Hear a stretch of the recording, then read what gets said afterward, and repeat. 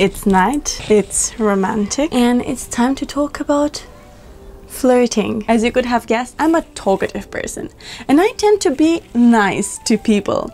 And this led me to a couple of weird situations back then when I lived in Moldova, because sometimes I was just kind to someone, but this guy would think that I'm flirting with him. And because this happened pretty often, I started to think that this is how flirting works. So when I moved to Austria, I was pretty shocked to find out that my charms don't work anymore. So my effortlessly flirting didn't work anymore. My intentional flirting didn't work either. So I started to wonder, what changed? Because I personally didn't change so much at the beginning. Was it because of Moldavian and Austrian mentality? Yes, there should have been a reason in that as well. But when I started to really analyze the situation, I realized one simple thing. The difference between me in Moldova and me in Austria at the beginning, 4 years ago, was that in Moldova, I already had a boyfriend.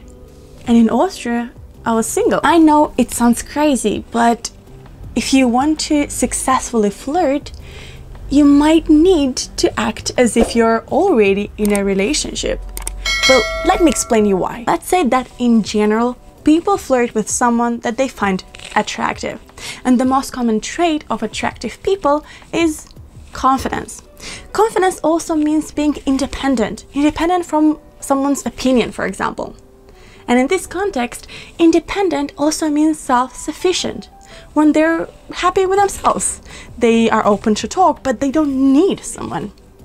So taking this equation, being self-sufficient, meaning not really caring about someone's opinion, not craving someone's attention, being happy with yourself, being happy where you are, enjoying the moment, enjoying the evening or the day.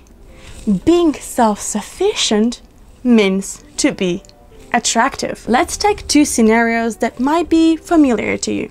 In the first scenario, you go on a date, and when you talk to the person, you really want to create a good impression. So you're trying really hard, you're dressed up extra nicely, you're really taking care what words you use in order to not make the person sad or somehow hurt the feelings. You also take care to say your opinion in such a way that it's not too pushy. You're kind of yourself, but you're the better version of yourself for the person that you're talking to. You're trying to make no mistakes. You're just trying really hard. Now, the second scenario is when you go on a date and, well, it might be that you end up being together with this person. Or it might happen that this is the only time when you see him or her. And you're fine with that. You're just here to talk. You're here also with some romantic intention, but you don't crave it. You don't try to be someone else. You're just you. You're honest with yourself, and this implies that you're honest with the partner or with the person that you have your date with. You're just you, and you don't care if this person likes you or not, in the sense that, I mean, if this person likes you and you like this person too, that's perfect.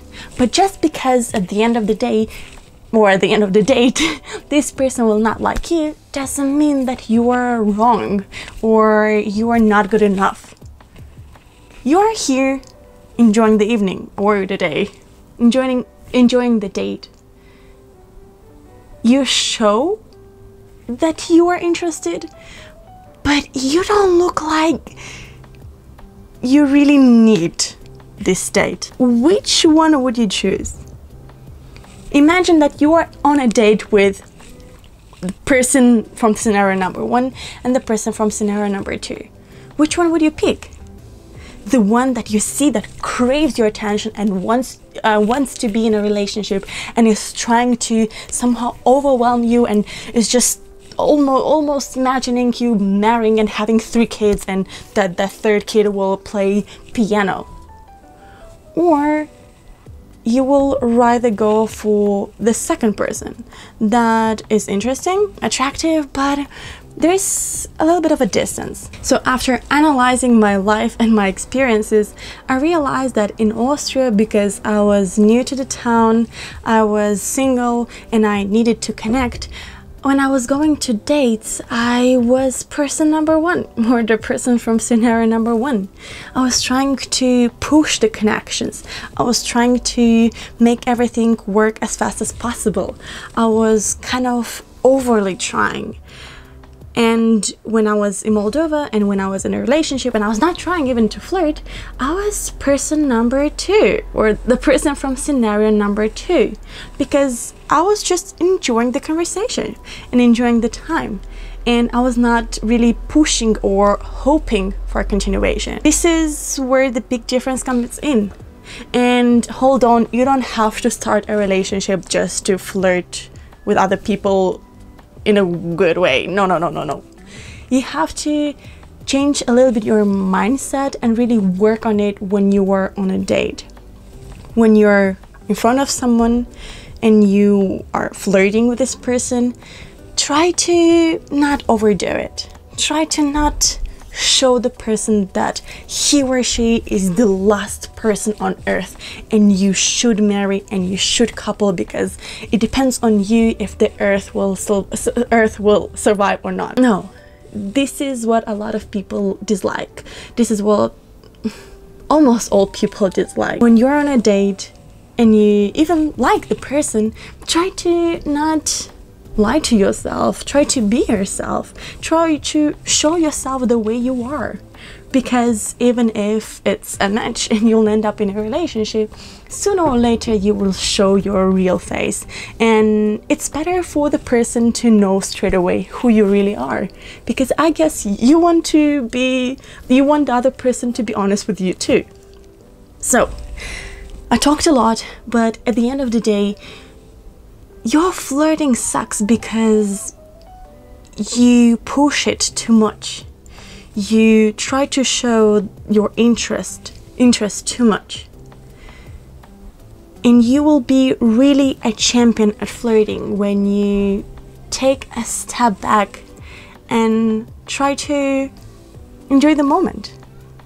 Enjoy the conversation, enjoy the date, and even if you have some hopes, don't show them too much. I hope that this video was helpful for you and maybe explained you why some of your dates went not the way you wanted.